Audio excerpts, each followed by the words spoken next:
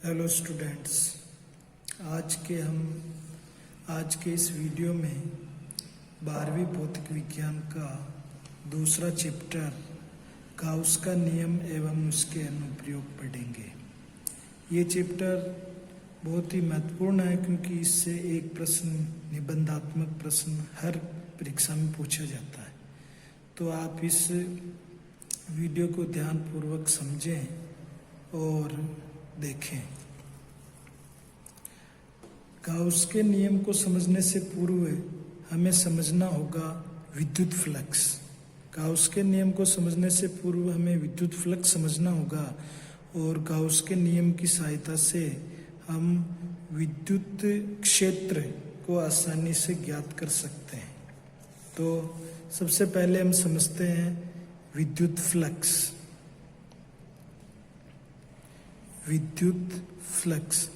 विद्युत फ्लक्स को समझने के लिए हम एक डायग्राम बनाएं कि ये हमारे पास कोई विद्युत क्षेत्र है। ये हमारे पास विद्युत क्षेत्र है जिसको हम वेक्टर ई से नोट कर रहे हैं और इसमें कोई हम एक पृष्ठ, एकांक क्षेत्रफल वाला कोई पृष्ठ लेते हैं। समझने के लिए मेरे पास एक ये पृष्ठ है। इस पृष्ठ को मैं विद्युत क्षेत्र के लंबवत इस प्रकार रख रहा हूँ। तो जो भी ये विद्युत क्षेत्र रेखाएं आप देख रहे हैं, ये सभी विद्युत क्षेत्र रेखाएं इस पृष्ठ से पार हो रही है, इस पृष्ठ से निकल रही है। इसी को हम एक सिंपल डायग्राम से इसे भी बता सकते हैं कि जैसे ये जो हमने पृष्ठ है, उस पृष्ठ को हम ऐसे बना दें, यहाँ पर एक डायग्राम बना दें पृष्ठ का। ये एक पृष्ठ है, ये पृष्ठ, और इससे एक से निकलने वाली विद्युत क्षेत्र रेखाएं या विद्युत बल रेखाएं, इनकी संख्या ही विद्युत फ्लक्स कहलाती है। विद्यार्थियों, विद्युत फ्लक्स एक अदिश राशि है। अब इस क्षेत्रफल को, एकांक क्षेत्रफल या पृष्ठ को,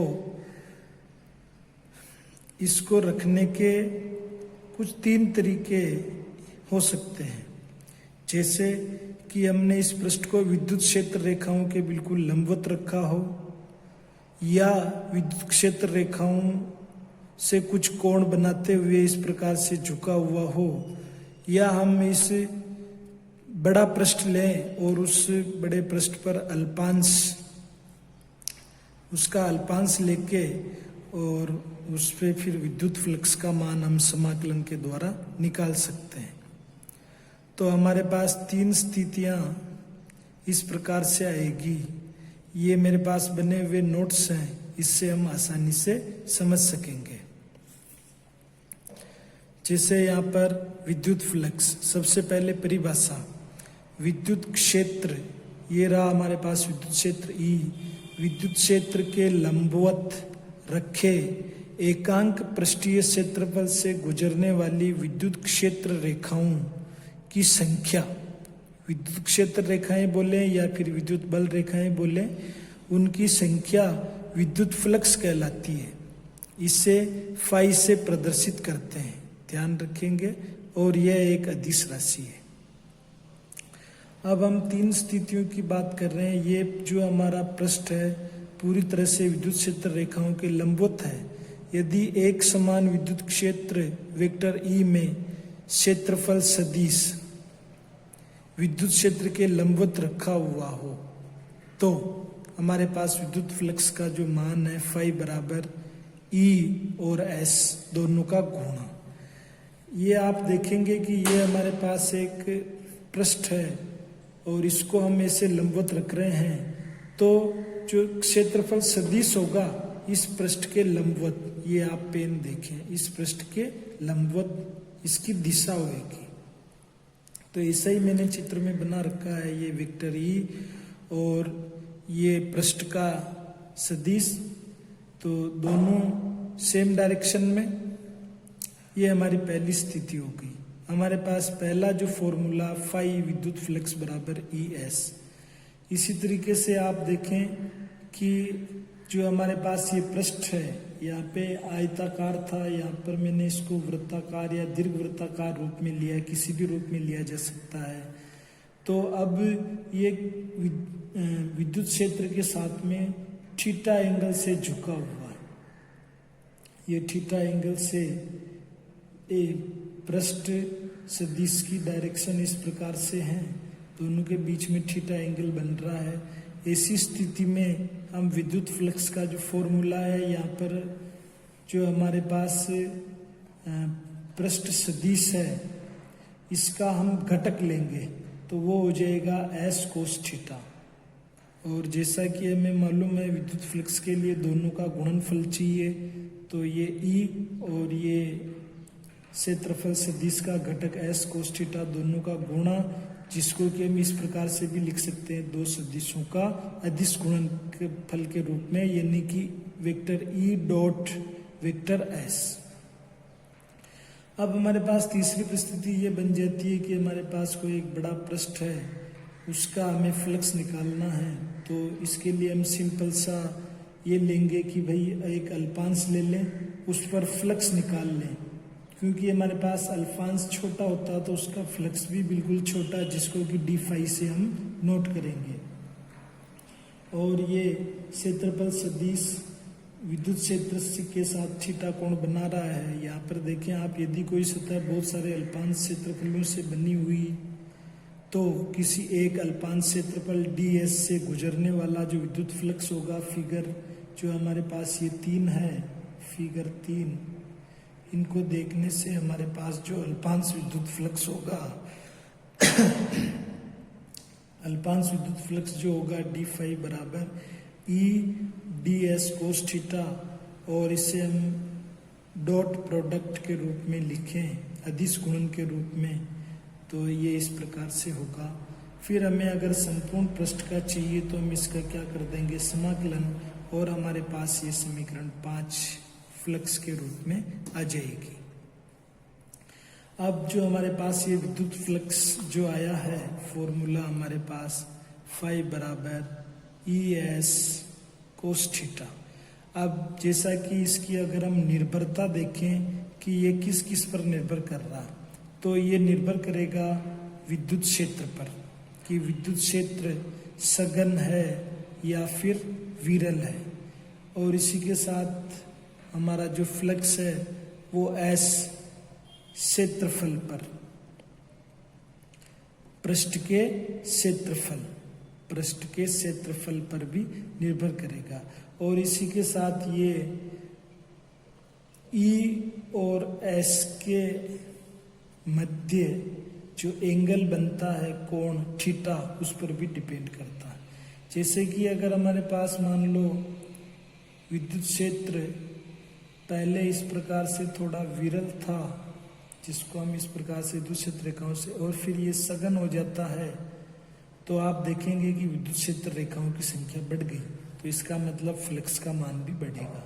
इसी प्रकार से हम देखें कि पहले हमारे पास छोटा क्षेत्रफल था, ये इस प्रकार से, तो इसमें अभी 3 क्षेत्र रेखाएं गुजर रही है, लेकिन इसके क्षेत्रफल को बढ़ा करके हम इतना बड़ा ले लें तो अब काफ़ी सारी ये क्षेत्र रेखाएं इसमें से गुजर रही है।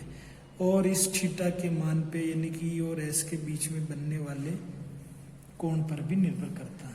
यही चीज़ मैंने यहाँ पर लिखी है कि विद्युत फ्लक्स का मान सतह के क्षेत्रफल, विद्युत क्षेत्र और एस तथा विद्युत क्षेत्र ई के मध्य बनने वाले कोण पर भी निर्भर करता है।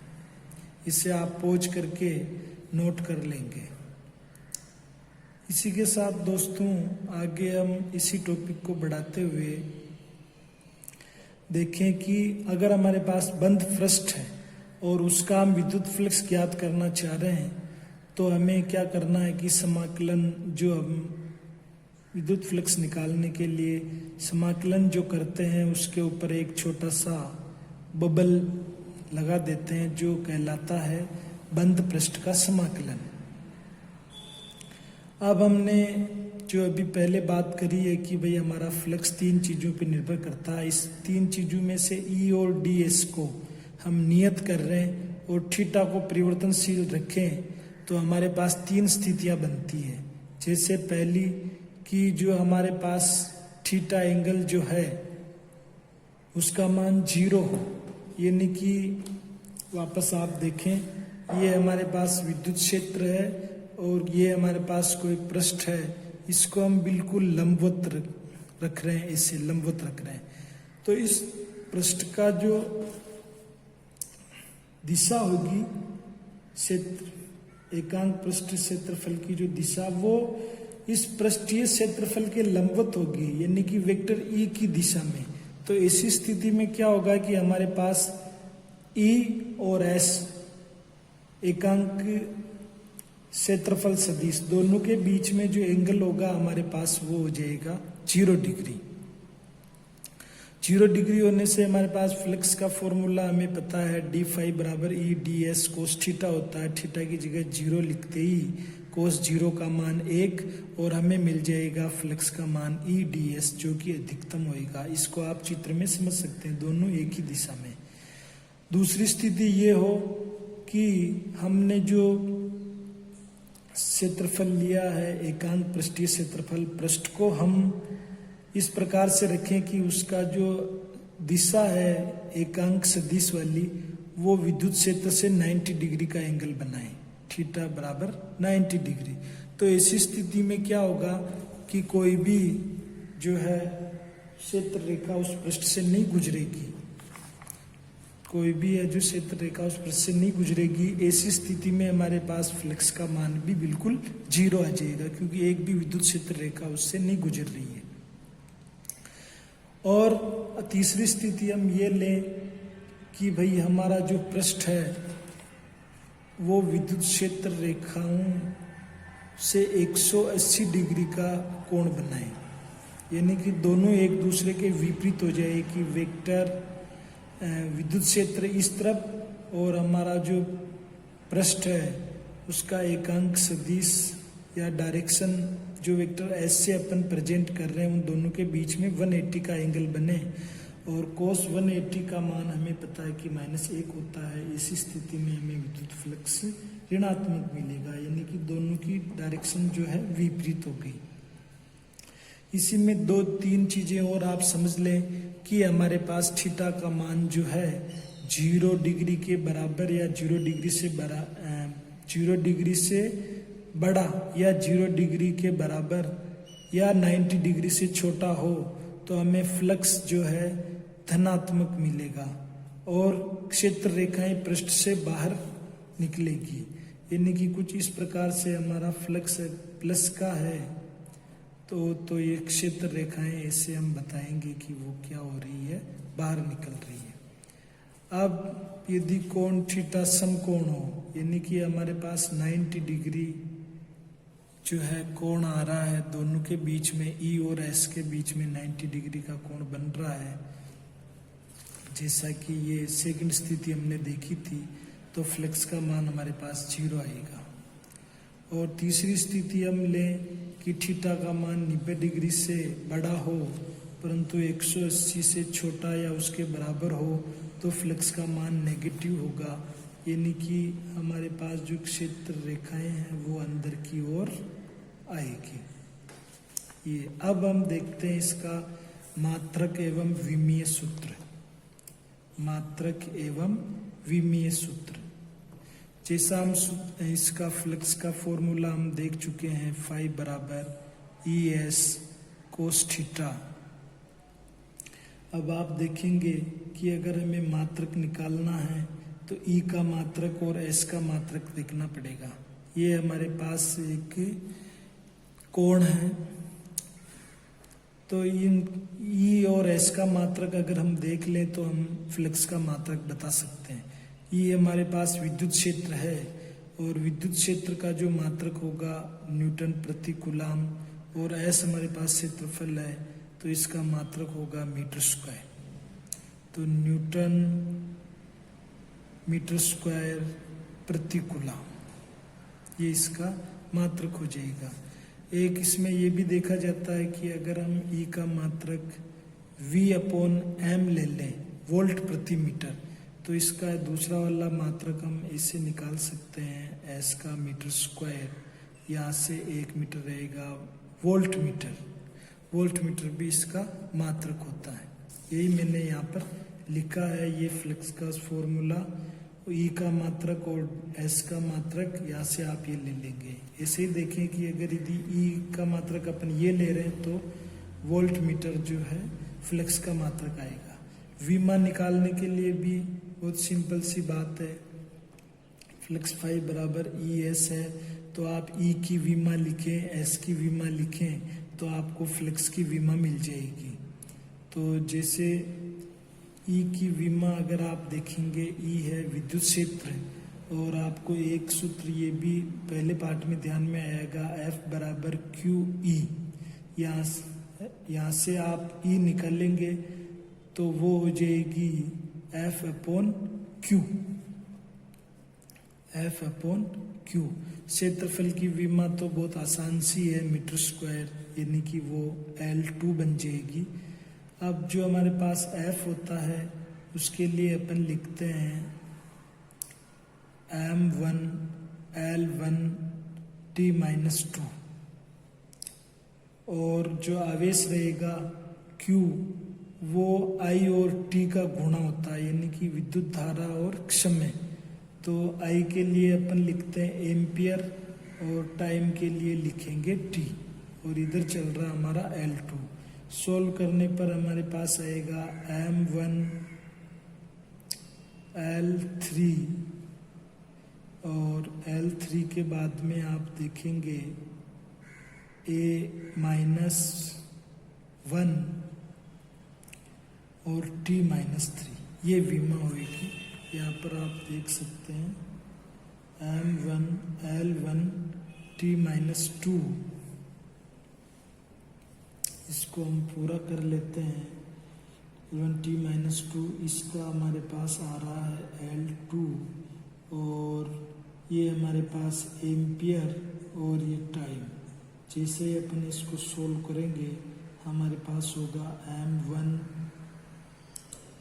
L3 और A-1 और T का हो जाएगा T-3। ये इसका विमीय सूत्र होगा।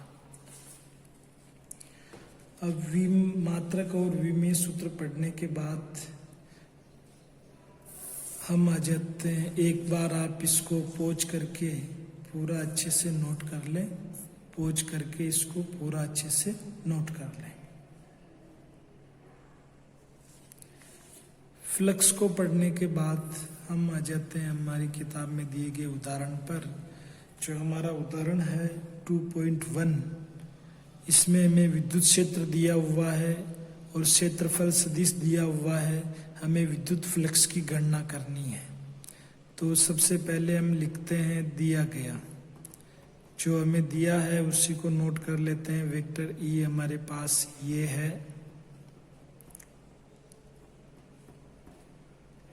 और क्षेत्रफल सदिश जो है 5 × 10⁻³ J कैप। अब फ्लक्स का फॉर्मूला अपन जानते हैं E.S। ई का मान आप यहाँ पे भरेंगे 200 I cap plus 300 J cap, और डॉट गुणा करेंगे, S का मान भरेंगे। अब दोस्तों आपने देखा होगा कि जब हम I.J कैप करते हैं तो हमें 0 मिलता है। डॉट प्रोडक्ट में समान को हम समान से गुणा कराते हैं तो 1 मिलता है। जैसे J को आप जैसे डॉट गुणा करवाएंगे 1, K को K से करवाएंगे तो 1। इनके अलावा अगर आप इनके दूसरों से कराएंगे तो आपको 0 मिलेगा। तो इस J को हम जब I से कराएंगे तो 0 मिल गया, J को J से करवाएंगे तो हमारे पास 1 हो जाएगा, यानी कि 300 × 5 × 10⁻³ इसको आप जैसे सोल्व करेंगे 1500 × 10⁻³ 3 और इसको जब आप सोल्व कर लेंगे तो 1.5 और 5 का जो मात्रक है वो आप वोल्ट मीटर लिख दें। ये हमारा पहला हो गया। दूसरा वाला जो उदाहरण है, उदाहरण 2.2, वो हम गाउस का नियम पढ़ने के बाद उससे हल करेंगे। उससे जस्ट आगे 2.3 वाला जो उदाहरण है, इसमें यहाँ पर वृत्ताकार त्रिज्या दी हुई है, तो हम ऐसा करें कि जो दिया गया है उसको सबसे पहले लिख लें। आर दिया हुआ 5 सेंटीमीटर का, विद्युत क्षेत्र जो है वो दिया हुआ है E 5 × 10⁵। इसको आप मीटर में बदल लें तो आपके पास ये मीटर में हो जाएगा। अब यहाँ से थोड़ा आप ध्यान देंगे कि विद्युत जो इसका तल है वृत्ताकार शीट का, वो विद्युत क्षेत्र से 30 डिग्री का कोण बना रहा है। तो यहाँ पर सीधा थीटा 30 डिग्री नहीं लिख करके, क्योंकि यहाँ आप चित्र में देख सकते हैं कि हमें ये वाला एंगल चाहिए और ये हमें 30 दिया है, तो इधर का निकालने के लिए अपन क्या करेंगे कि 90 - 30 यानी कि वो हो जाएगा हमारे पास 60 डिग्री। यहाँ से आप देख सकते हैं। अब 60 डिग्री आ गया हमारे पास। तो अब हमारे पास जो फ्लक्स का फॉर्मूला है ES cos थीटा, विद्युत क्षेत्र का मान जो है हमें दिया है 5 × 10⁵, और आप देखेंगे फिर S का मान जो हमारे पास वृत्ताकार शीट के लिए πr² होएगा और cos 60 डिग्री। 5 × 10⁵, पाई का मान 3.14 ले लेते हैं। R जो हमें दी हुई है उसका स्क्वायर कर देते हैं, और cos 60 जो दिया हुआ है उसकी वैल्यू हम भरें तो 1/2 आएगा। इसको आप जब सॉल्व करेंगे दोनों को, तो आपको जो भी आंसर है आपके, वो आपको प्राप्त हो जाएंगे। आशा है आपको ये वीडियो पसंद आया होगा। आज के लिए आपका काम इतना ही है कि आप क्या करें, फ्लक्स को अच्छी प्रकार से समझ लें, उसकी परिभाषा समझ लें। सिंपल सा इतना ही है कि फ्लक्स क्या है, किसी भी एकांक पृष्ठ से निकलने वाली विद्युत क्षेत्र रेखाओं की संख्या, और वो जो है हमारा पृष्ठ है हमारा, वो उस विद्युत क्षेत्र से कितना एंगल बना रहा है उसके आधार पर जो हमारा फ्लक्स भी है जो कम ज़्यादा होएगा। Thank you.